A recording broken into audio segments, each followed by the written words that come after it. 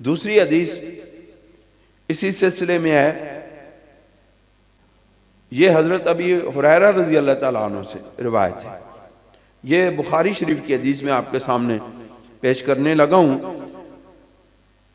اس میں رسول کریم صلی اللہ علیہ وسلم کا ارشاد مبارک ہے، حدیث اس طرح ہے کہ وان ابی ہریرہ قال بینما النبی صلی اللہ علیہ وسلم یحدث، کہ ہمارے درمیان رسول کریم صلی اللہ علیہ وسلم، ہم صحابہ کرام بیٹھے ہوئے تھے اور رسول کریم صلی اللہ علیہ وسلم گفتگو فرما رہے تھے۔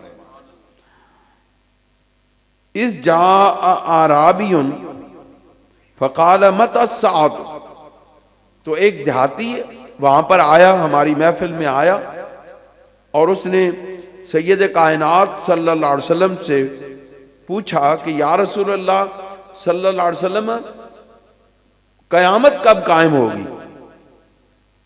قال اذا ضیعت الامانۃ، کہ جب آپ علیہ السلام نے فرمایا کہ جب امانتیں ضائع ہونے لگیں، جب امانت ضائع ہونے لگے یا امانت نااہل لوگوں کے سپرد کر دی جائے تو فانتظر الساعۃ، تو پھر قیامت کا انتظار کرنا۔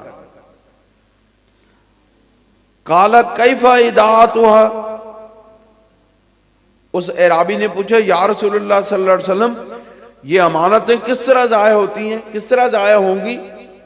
قال اذا وسد الامر الى غیر اہلہ، حضور سرور دو عالم صلی اللہ علیہ وسلم نے ارشاد فرمایا کہ جب معاملہ نااہل لوگوں کے سپرد کر دیا جائے، فانتظر الساعۃ، تو پھر قیامت کا انتظار کرنا۔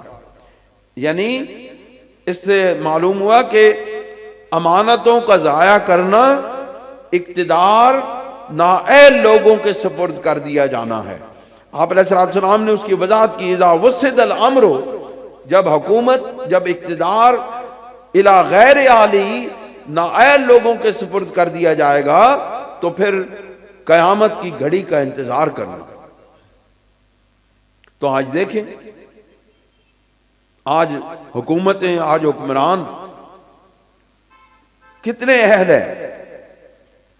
آپ اندازہ لگائیں کہ الا ماشاءاللہ شاید ہی کسی مسلمان ملک کا کوئی حکمران اہل ہو، تمام نااہل لوگ ہمارے حکمران بنے ہوئی ہیں، اور پوری ایک مشینری، پوری ایک سسٹم نااہل لوگوں کے سپرد ہو گیا ہے، جو اس کی اہلیت نہیں رکھتے، جو اس کی اسپیشلائزیشن نہیں رکھتے، ان کے سپرد وہ اقتدار ہو گیا ہے۔